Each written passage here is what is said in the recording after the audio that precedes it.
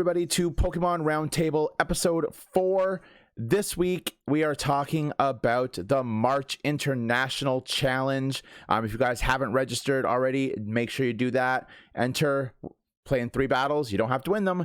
And you can get a shiny Galarian Zapdos. A bit of a different prizing system this time for players outside of Japan. We're going to talk about that.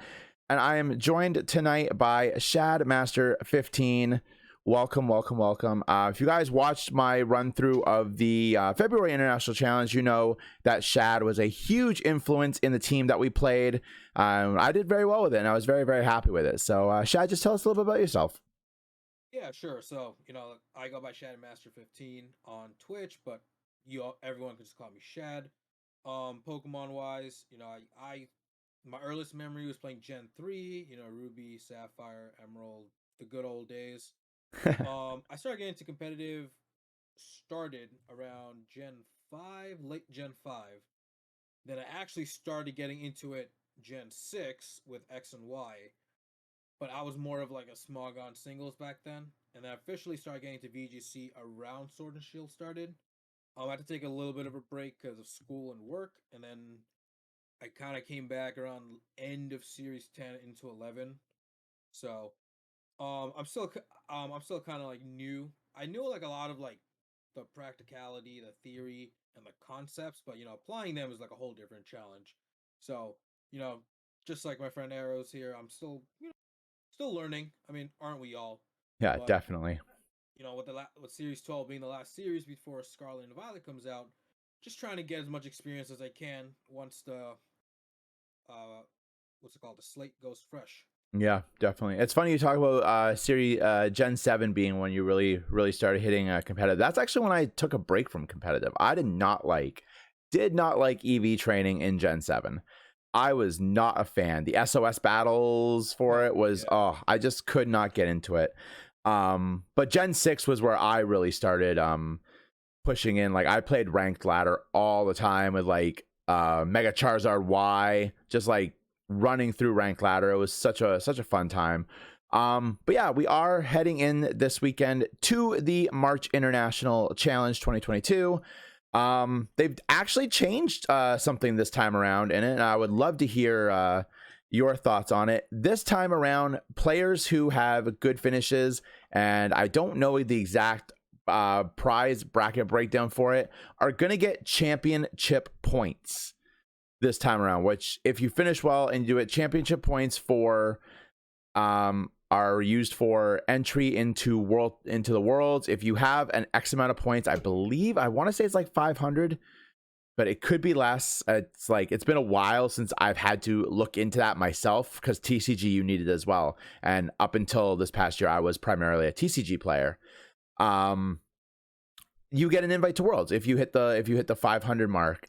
Really cool, and I do not remember the last time they've ever done this for an online challenge. I know the February one didn't have it. Japanese players could just get an invite to their nationals, which is still the same this time, but a little something different for players outside of Japan. What are your thoughts on that?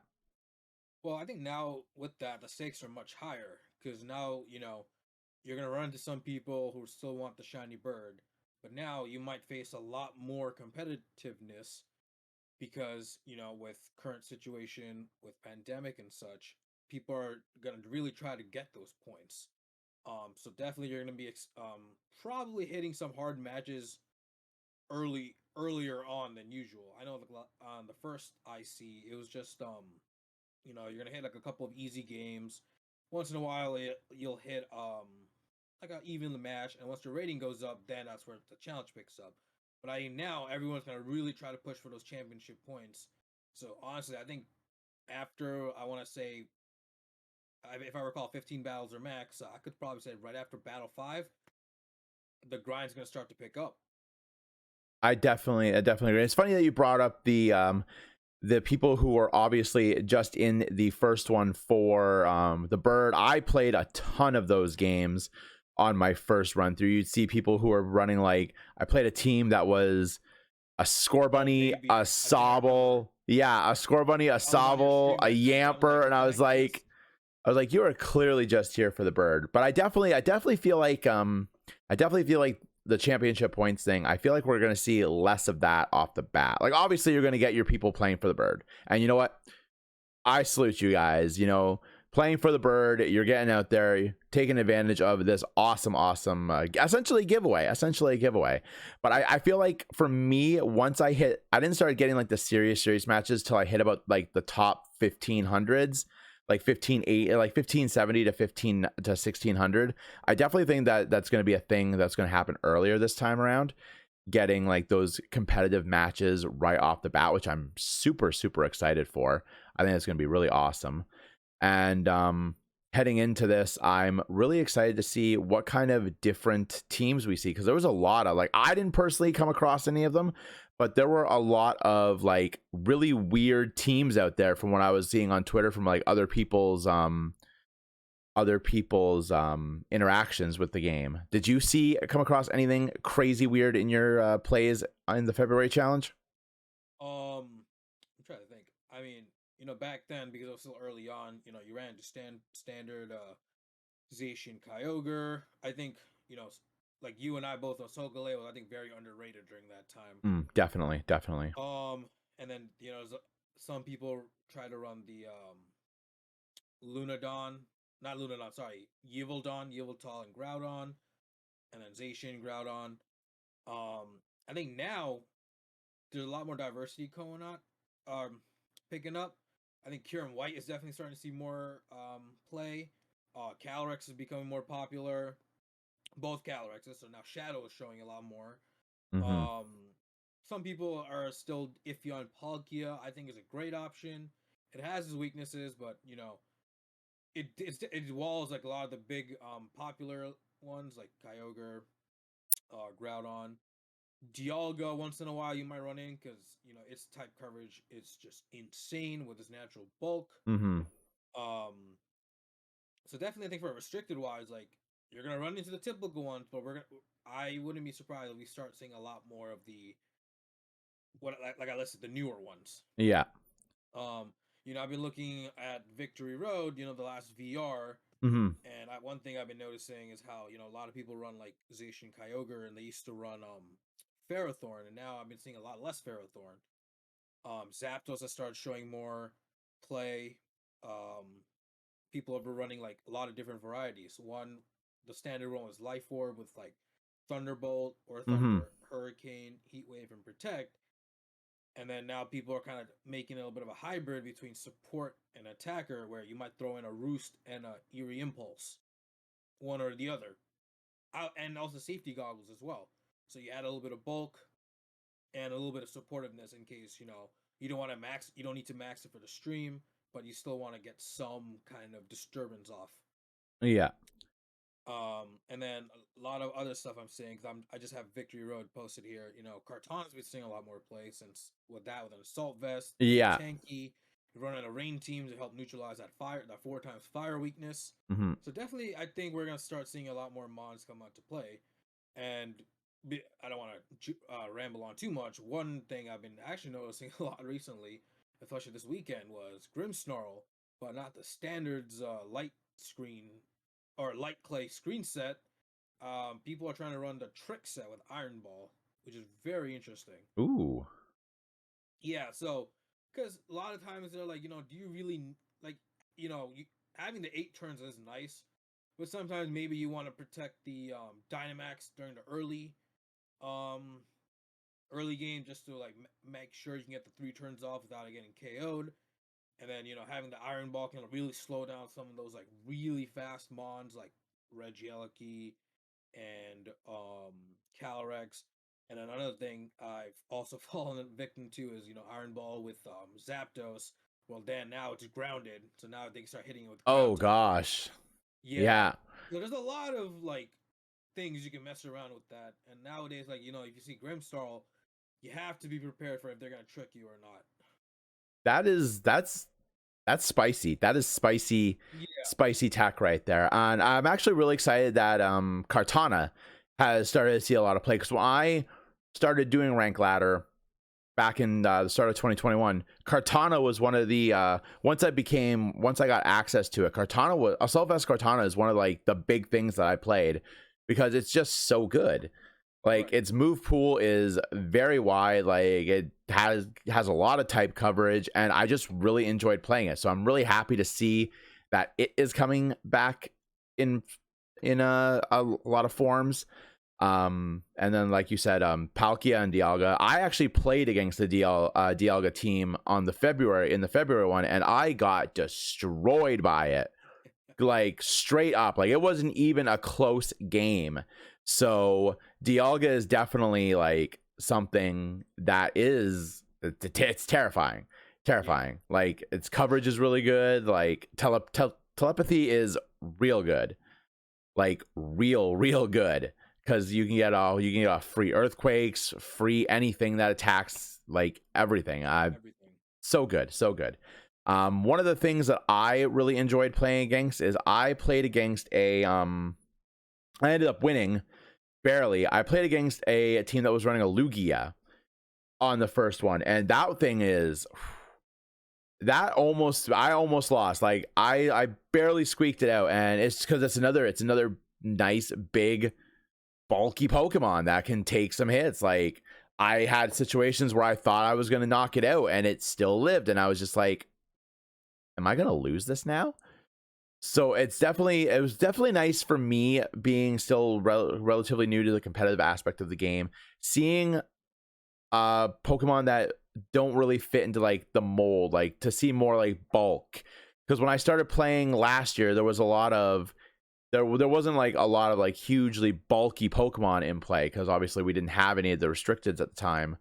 When I started back in 2021, you only had what was allowed, and so it was no Zacian, none of these restricted legendaries. So it's very interesting to see how the game has, even the competitive aspect of the game has just changed, even in like that year and a bit. Now that we have access to, we went from one restricted to two restricteds, and just seeing all the different combinations is insane. Like Palkia Zacian, there was a lot of, I saw a bunch of that on in the last one. Dialga, uh I don't remember what they were using it, but like I saw Rayquaza and like Evital pairing the last time, and that was really crazy, because like Rayquaza, I was not ready for that, and I got wrecked by it because I didn't bring the Zacian, and I was just like, okay, I'm dying now. So I'm really excited for this March one to see all the different stuff that's coming up, but also because the week after is the return of IRL events. I Oh. believe March 18th, that weekend, launches the Salt Lake City Regionals. Do you see any of these teams that pop up here maybe influencing what happens in Salt Lake City? Well, considering it's only a week later, I don't know if that really opens up a lot of room for making adjustments. You know, some people might just use the icy just to get some practice in. Um, but at the same time, you never know what's gonna happen. Like you said with the Lugia, I'm gonna probably take a guess. It was probably a weakness policy set. Oh yeah. Because Lugia is just so bulky. On Oh top of yeah. the multi-scale, it's like one of those weakness policy sets where like you don't need to proc it yourself because you don't want to break the multi-scale. You just try to let you bait your opponent into doing it, and Hmm. you kind of have to because neutral attacks aren't going to do that much, and unless maybe you can try to get like a fake out on it or something quick to break that multi-scale and then really try to hit hard. But I'm not like too familiar, or let me rephrase. I'm not too sure how the current IC might affect the regionals, but you're always gonna have like a couple of people who might have like a use that element of surprise to their advantage.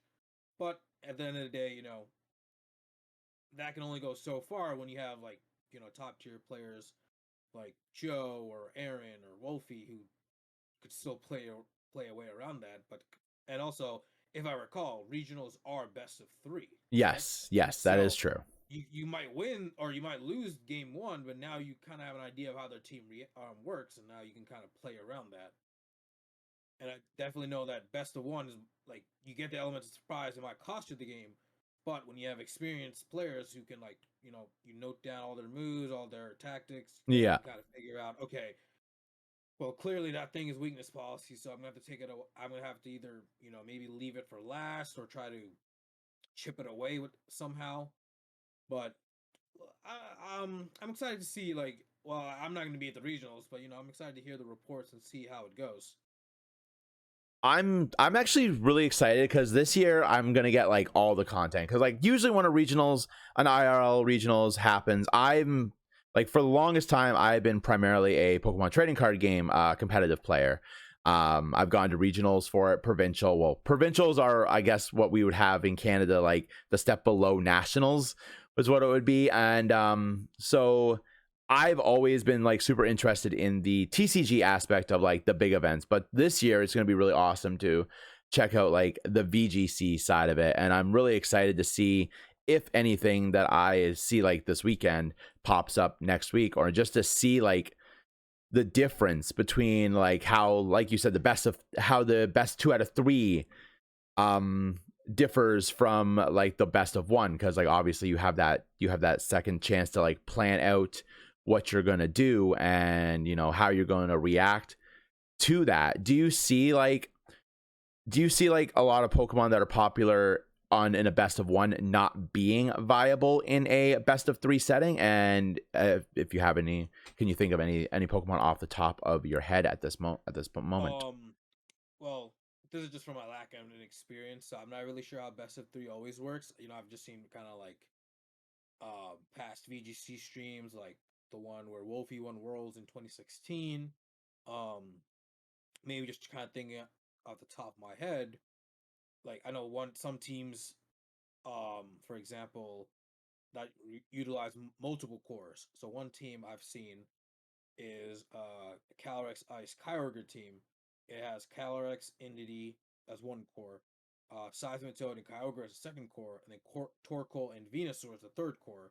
So then every battle you can kind of change around which core you want to bring, Yeah. and that really puts your opponent as like, okay, like they could reuse the same core maybe, and I might expect them to use a different core, but that's just kind of unique for that team.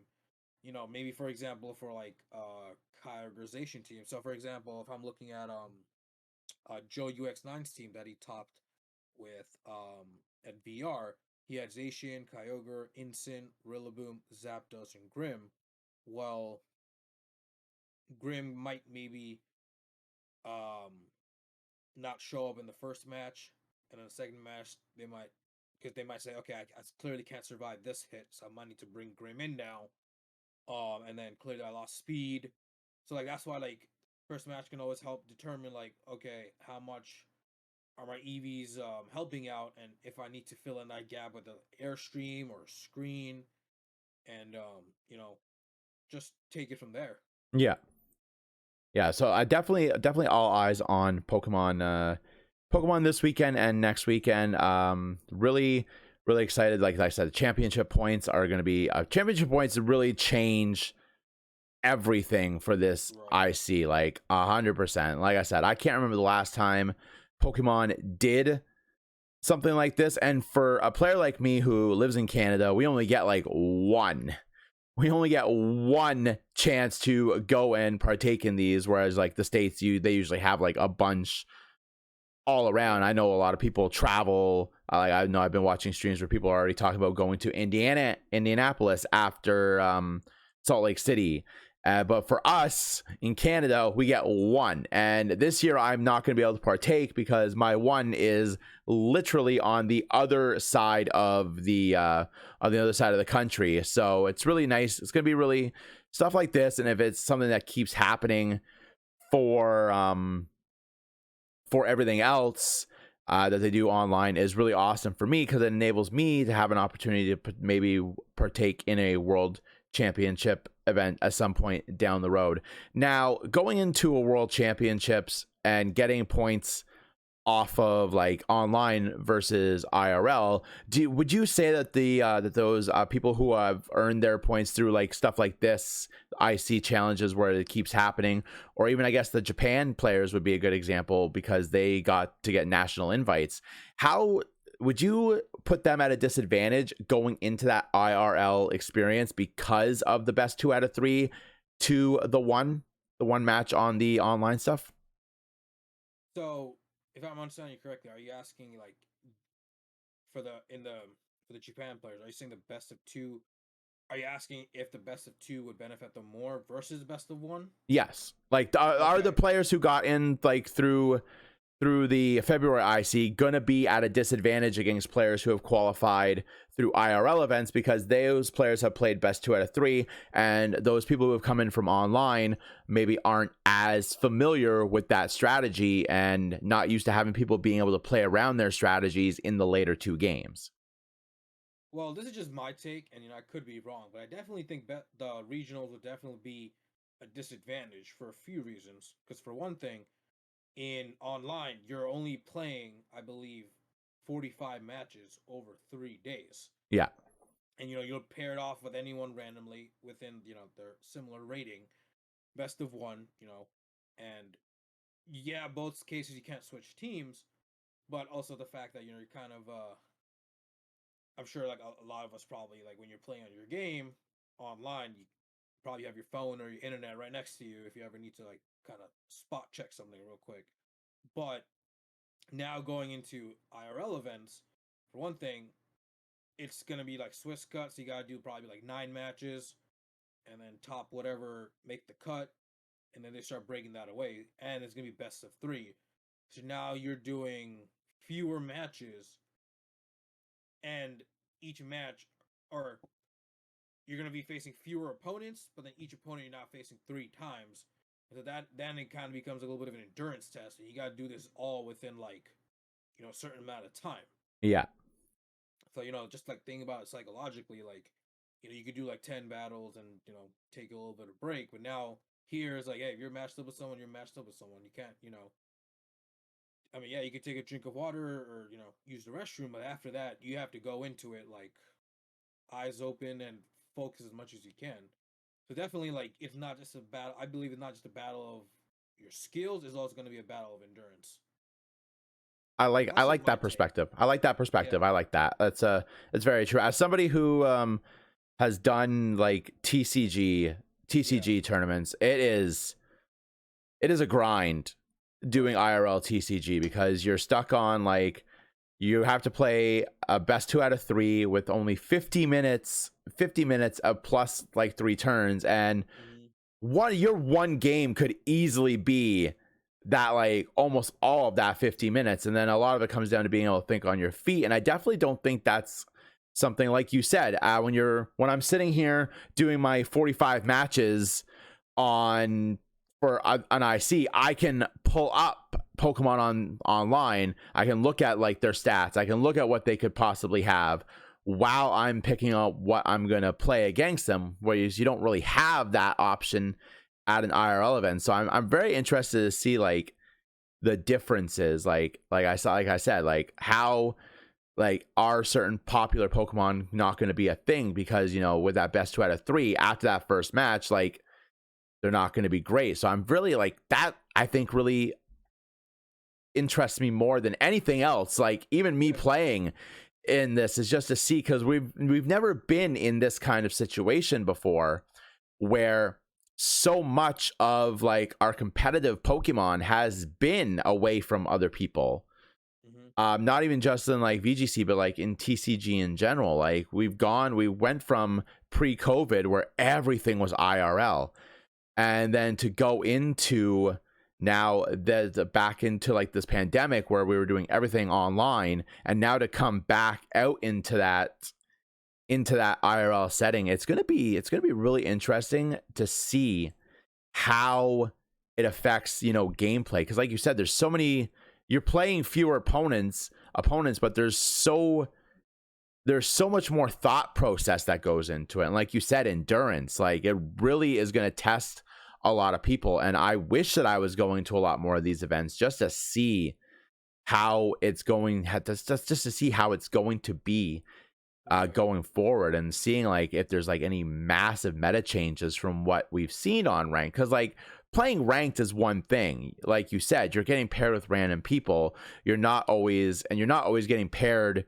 into your like especially starting out, you're not always getting paired into your ball rank. Like I've been in low great ball before, and I've been paired with Pokeball players, or I've been in like low Pokeball and I've been paired with higher ranks than me. Or like the February is a good example. I was at like 1545 and I was getting paired up with like I got paired up a couple times with like some 1600s. So it was like very up and down. So it's gonna be an experience, and I think a lot of players who have never played IRL, I think it's gonna be a real test for them. Like you said, it's like it's an endurance thing. It's Right. gonna be, can you do this? Can you pay enough attention to look at what happened in game one and be like, okay, if they bring this, they're gonna do this. So I should bring this, or did I bring something for this? Now the just like you said, so many you've seen teams that are running 3 cores in a best of 3. That's an amazing strategy. It's so good because you can switch it up, but like in a best of 1, that's not always like a great thing because you can't switch it up as much. So it's gonna be interesting. Yeah, I'm definitely going to be following like a couple of VGC players, Twitter, social media, because they'll probably give us some live updates. Yeah, yeah, Also, 100%. wouldn't be surprised if it's just streamed on Twitch. Oh yeah. I think I was messaging Joe UX9 about something because I actually asked I actually signed up for a coaching session with him. I kind of wanted to start, I want to take it more seriously, and I kind of wanted to just have an opportunity to talk with someone who's been doing this for a lot longer, just to fill those gaps in my knowledge. And then he had to actually reschedule because I think he said he was on a road trip, and I think based on what you said, he's probably just going to Salt Lake City for the Yeah. regionals. I often find myself lurking in Joe's streams because, man, some of the teams he plays and like some of the like it's Yeah. literally like watching. It's like watching our version of like a sports of like a pro sports player. Like he just understands the game at like a level that is like Right. crazy. It's just crazy to me. Like seeing some of the stuff I've seen him play on his streams, it's just like, how does that even, how do you make that work? And then he goes like 25-2 on like ranked ladder with it. I'm just like, that's amazing. Right, like I've been every day or two. Aaron Cybertron always uploads a new video, Yeah. and it's just insane how you can just pick up a team and probably master it in probably like 1 or 2 matches. For me, I'm still like, I could certainly go 10 matches and still not know how to work a team. But that's Yeah, just like a no, I gap of definitely experience. agree with that. Like And coming, he does such a great job of explaining like his choices, his leads, and his mindset, which is just such like it's just watching like art unfold right in front of your eyes. And like he always keeps his cool unless something just really trips him out. Like I think one time he just sees like Pokemon needs a move he just did not expect. I think it was like Dawn. It was a Duskmane Necrozma using like Morning Sun, which completely threw him for the loop. And then it whipped out a Dragon Dance right after. oh, Yeah, and it was an interesting tech. And I remember when Series 12 was announced, I was trying it out on a Sun team. Because you got the Morning Sun yeah, for more heals, you got Dragon Dance for a little bit of buff, but it kind of just fell behind because everyone was just talking Zacian, Kyogre. yeah. Zacian is. I want to like going back to like, cause like I've played competitive in 4th gen. I was the Smogon singles guy Yeah, in 4th gen, and then 6th gen is where I really started diving into like the Nintendo aspect of like the doubles and like right. the VGC, the one item per Pokemon and stuff like that. And I cannot remember a legendary Pokemon, a box Pokemon that has been as popular competitive as Zacian. This Well, thing yeah. is everywhere. Well, yeah, but then at the same time, I can probably make an argument with that because I think Gen 6 with Megas being allowed, Primals were also a big thing. That Because is I feel true. like right now,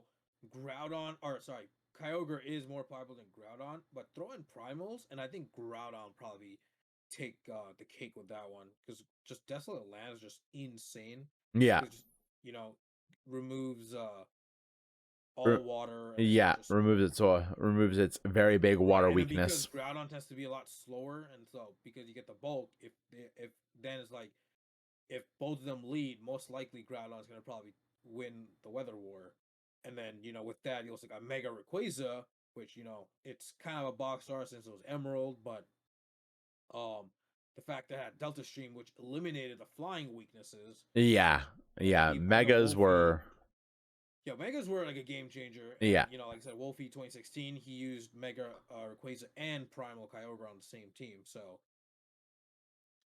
and I think I don't recall back then it was also the same rules, but you can use double restricteds. Well, you can yeah, use double restricteds. I wasn't sure if you could bring them both in the same battle. I could be mistaken, but you know, but like not now, right now with the current what we're given, Zacian is just insane because Steel and Fairy, two extremely strong um typings. Steel for the defensive, Fairy for the offensive, two immunities, insane speed and attack, and a pretty decent bulk.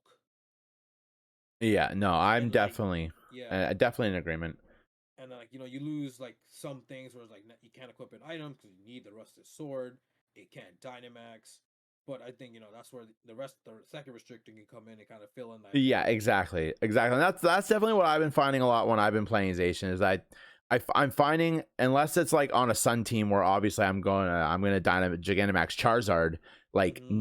90% of the time. I like when I'm just playing Zacian on a team, that second restricted slot is 98% of the time what I'm Dynamaxing. Right. A hundred I mean, percent. Like whether it's like Solgaleo or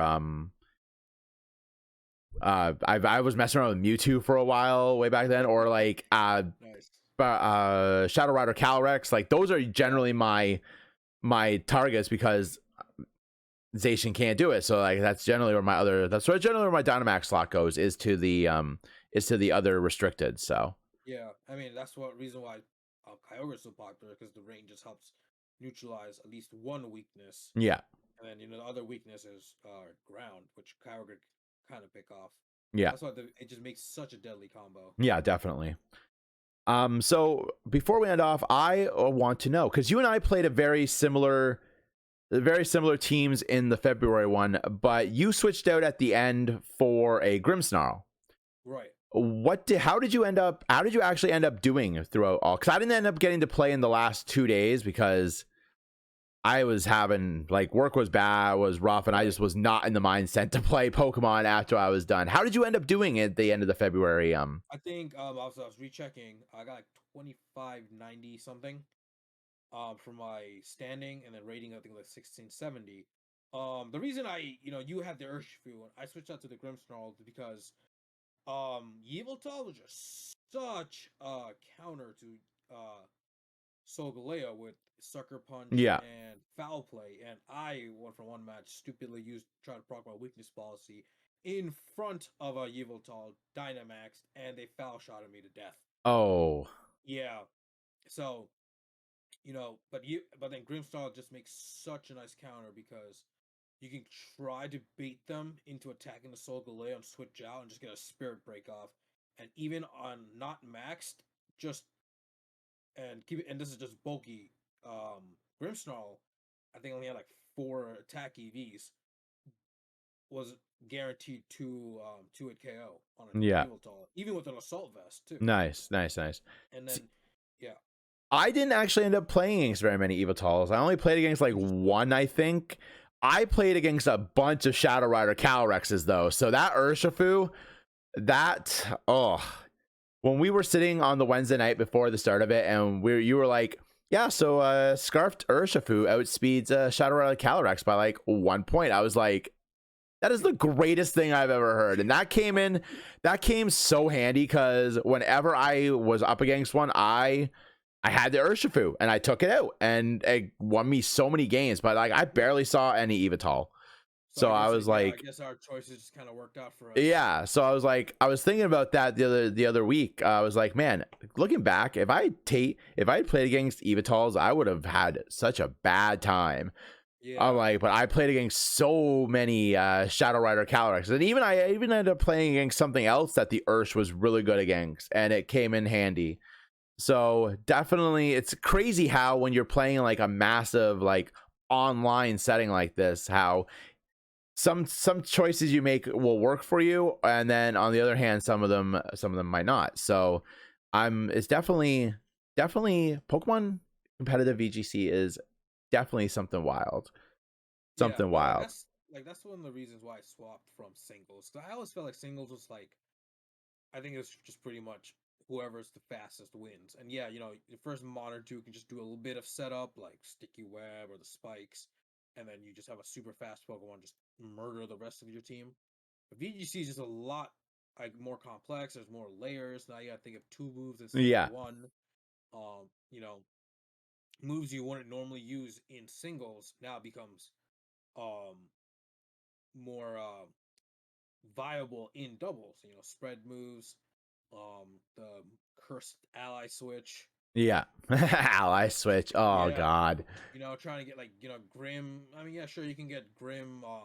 You could do a Grim in singles, just set up screens and let it die. But just having it next to you in your doubles also makes a huge difference because then you set up some screens, and then start maybe getting like a fake out depending on how you run it or a trick, and just Yeah. really start messing with your opponent's mindset.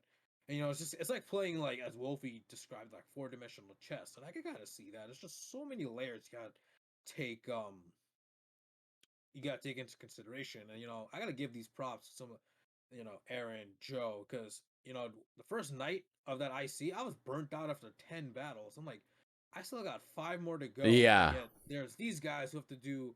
I think usually regionals are like 2 or 3 days, but like they got to do this for so long, and they can't pull stuff up in their phone in the middle of battle. They got to do with their memories, and so I gotta commend them. Like, this is like, you know, I'm starting now. Aaron has like probably like about 10 years on me, but we all got to start somewhere. And so, Yeah. and I one of the things I've kind of fallen victim to was I definitely try to rush myself into it, try to get through the level, but I realized like this weekend I was kind of at a losing streak, and I was getting kind of frustrated. Like, you know what, I'm gonna try to win the next one, and then I lose. It's just one of those things, like, you have to really take your time. And like, if you're on a losing streak, you know what, put the game down, turn it off, go do something else, refresh. Yeah, definitely.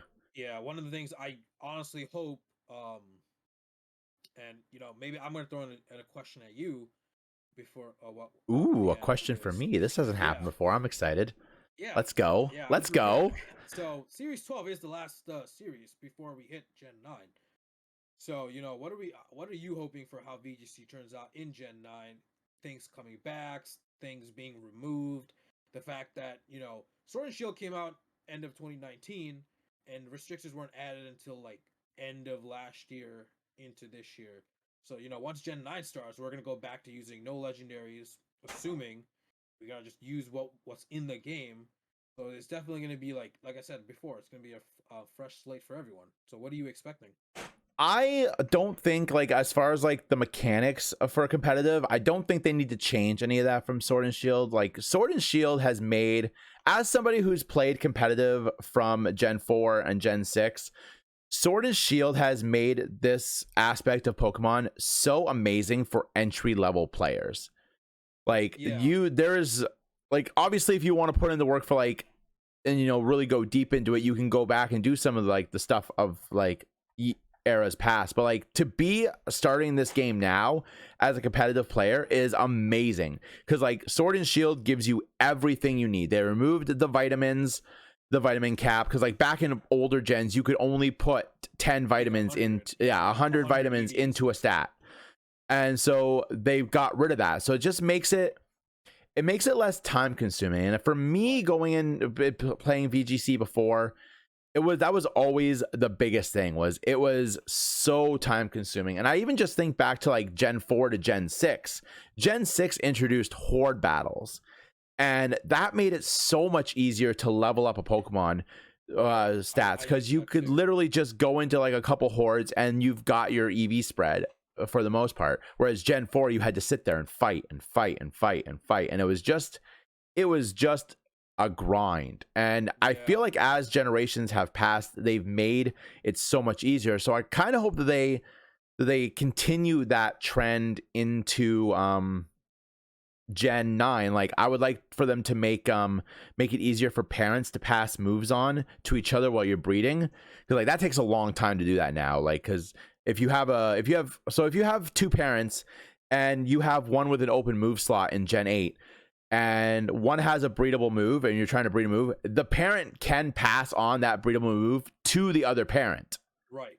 But there's no science to it. I think it's random. There's probably some kind of like rhyme to it, but I don't know what it is. I've tried it. I tried it when I was breeding my first Cinderace, and I was just like, yeah, no, I don't got this. Oh, I think I had experience with that. I think it depends on the order of the egg move. So whatever egg move you want to try to push that to the top of the parent who has it. So then that'll be the first move that's passed on to the other parent. Ah, I had a thing with that where I needed a fake out on Rillaboom, and my friend gave me one with 3 egg moves. It was like I think it might have been knockoff, a status move, and fake out, and I kept getting the other two, and I was like, you know what, I'll just delete another move, yeah. and then it still wasn't fake out, but then I realized, wait, these two are in the same order as the other two, so I kind of did a little bit of testing. I swapped it and fake out transferred. So Ah, you I'll have to try that. yeah, so it's definitely the order of the moves. I think it just looks down, and the first egg move it hits, it'll pass it over. So one of the things I really, really, really want, and since I have been EV training a lot more and being more competitive, I want a bottle cap, and I've said this so many Broken times bottle on cap. Twitter. I want a bottle cap that lowers IVs. Yeah, the mythical broken bottle cap, as I like to Yeah, call because it. We like definitely do need that. that is like, because if you want to like get into it, it's easy enough to like mess around with that, to do that stuff if you're breeding to get Right. like low IVs. But if you're catching legendaries, like for example, I want to make an ice horse, Right. but all my Calyrex, which I'm assuming is the Pokemon that passes the, when you combine them, I'm assuming it's the Calyrex's stats that become the Yeah. Pokemon. So like my Calyrex's speed is way too high, and when I put them together, my speed is like 281.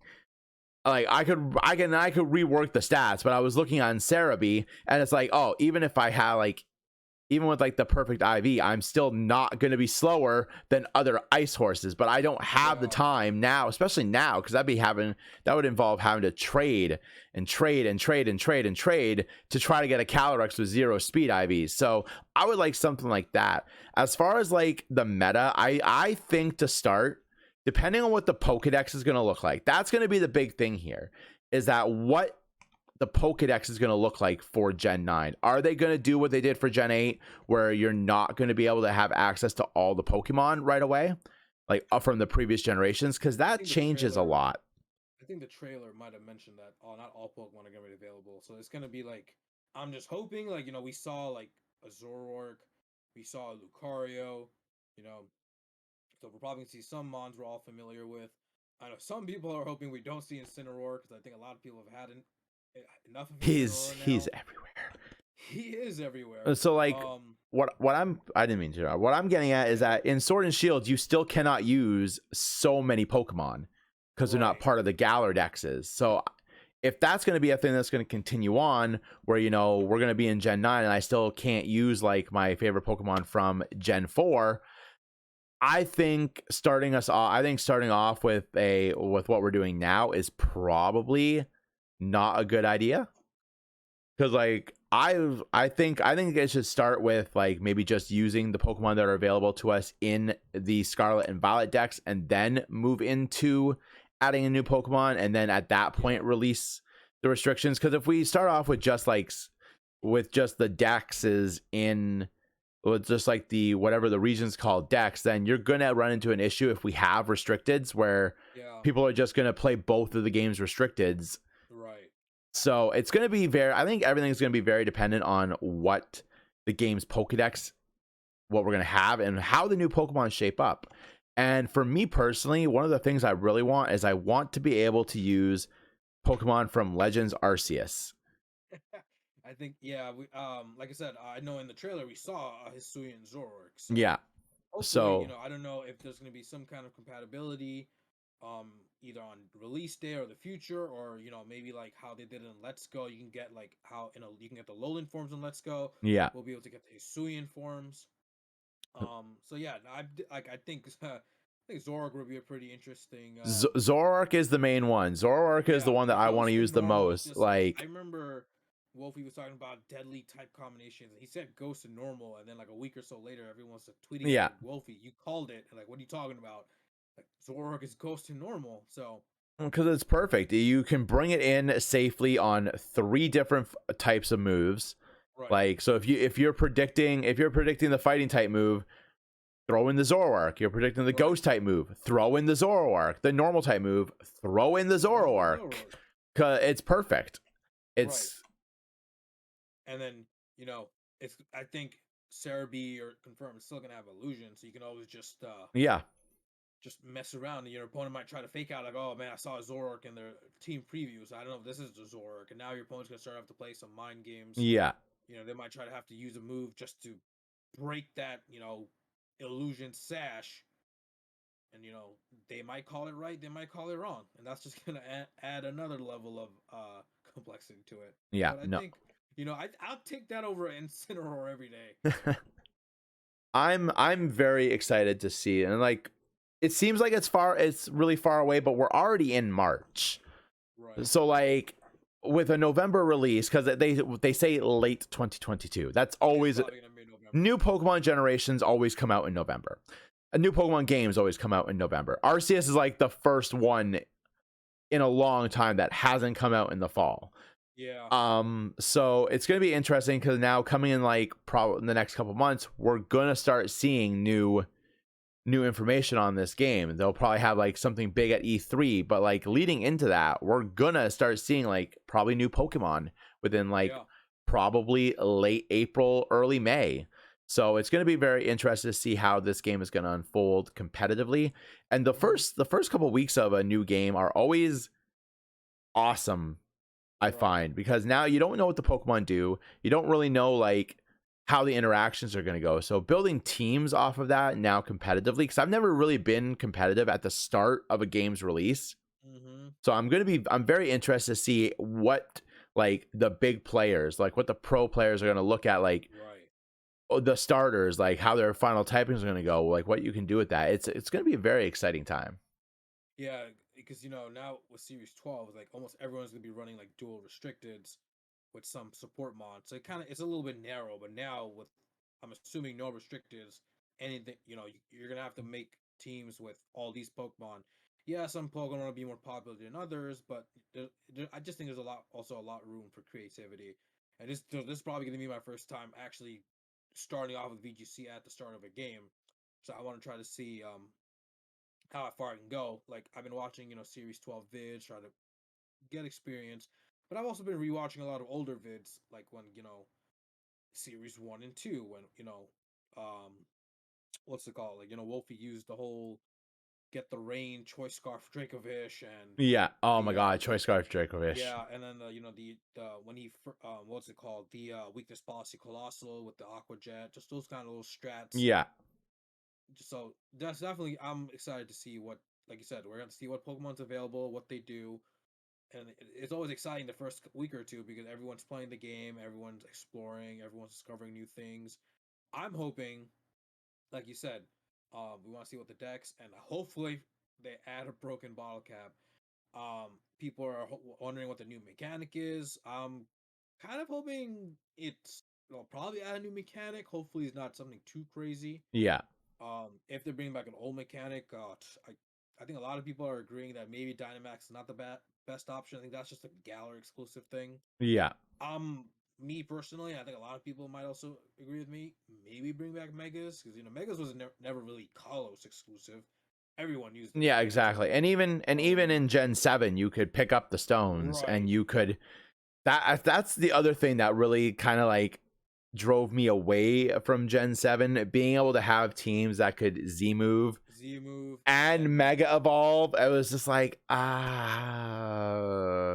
it just seems Right. really, really, really unbalanced. So I really enjoyed it when they just had you could only Dynamax, you could not bring these other old mechanics in. So if they're gonna get a new mechanic, I hope they just keep that mechanic and Yeah. don't bring anything else in, because I don't want them to have like a new mechanic and bring back like Dynamax, and then the Oh, Dynamax is better than the new mechanic, because then that overshadows what could be really, really cool. right. Or like Z bringing back the Z moves for some reason. Like you don't want to like take away from the new mechanic if there is going to be a new mechanic. So, and I hope there Yeah. is. I hope there is. I mean, yeah, I think after Gen 5, every gen had a new mechanic. Yeah. So maybe they'll follow suit. Maybe they decide, maybe let's bring back some old ones. We don't know yet. But like I said, I think we're all excited. And, 9 months, Series 12. So attention is going to be a little bit divided. Yeah. I actually saw a Twitter post today and I really enjoyed it. So where somebody said that it would be cool if the new mechanic wasn't really a new mechanic, but more so a more fleshed out and established version of the strong style, agile style from Legends Arceus, which I actually like to see that in a more traditional TCG. Wow, a more traditional VGC setting. I think it would be really cool. Right. But I know a lot of people didn't really like it because even now, no one knows really how it works. Like we all know the That vault is true. battle, you beat Giratina, or his last mon, the Giratina comes out, and the Giratina goes first for some reason, and yet no one really understood. Like all we know is Agile made stuff a little bit weaker, but he can go faster. Yeah. Versus, strong style is faster, but a little bit or stronger, but a little bit slower. But I don't think anyone really understands the calcs behind how that was determined. Yeah, I It's agree because B like tier. in some situations going agile didn't change my turn order. Right. And I'm I've like, seen that I'm too. I'm like, should I not be like getting 2 turns now? Whereas Yeah, like I've on another time I'd have like 3 turns after the agile. I'm like, I am very confused. right. And so, that's I'm hoping if they bring that in, at least they explain how it works. There's a like maybe give you an extra 10 points in speed or something, or like doubles your speed for some reason. But only time can tell. Yeah, it's definitely a mechanic though that I think would is better suited to a more traditional style Pokemon game, Hmm. because you could have it like, oh, you use strong style, you you get like 20 additional like attack power, but you skip, it turns it into like a hyper beam where you Oh miss your next turn or stuff like yeah, that. So like it'd be really cool to see them do something like that, but I'd also be happy with a brand new mechanic. So yeah, for but sure. yeah, but thank you for coming out and in having this awesome conversation with me. I'm super excited for the IC this weekend. I'm gonna actually really try, even if I don't stream for like all the nights, I'm going to try really hard to get some championship points out of this, because I think it'd be cool to say I have some championship points, because in Yeah, Canada sure. we've never really required them to get into like any events past where ours ends. So it's gonna be interesting to see how everything is going to be affected. And then like I said, looking ahead past this weekend to see Salt Lake City, the return of IRL events, it's going to be really, really exciting. So but thank Yeah. you for hanging out with us, and if we are looking for you on your socials, where can we find you and when do you stream? So let's see. Twitch, I go by Shadowmaster15. Although I'm considering changing to Shadowmaster VGC. I think I gotta wait like 60 days, but maybe it's already been 60 days, but I'm also just getting a little bit lazy. Um, Instagram, I go by Real Shadmaster, and I think those are my main. And oh yeah, Twitter, I also go by Real Shadmaster. I usually stream on weekends, but like Friday through Sunday. At the time of this recording, I'm not gonna be streaming this current weekend. I just got a lot of stuff going on, so I will be missing the IC, but I'll still try to get in a couple of battles just to get the bird. But usually I do weekends, but I'm also like still shifting around my schedule to accommodate modding for other people's streams and just you know things in life. But yeah, thanks for having me. Oh, definitely, definitely, and thank you for coming out. And as always, friends, stay safe out there and have yourselves a great week. Have a good night.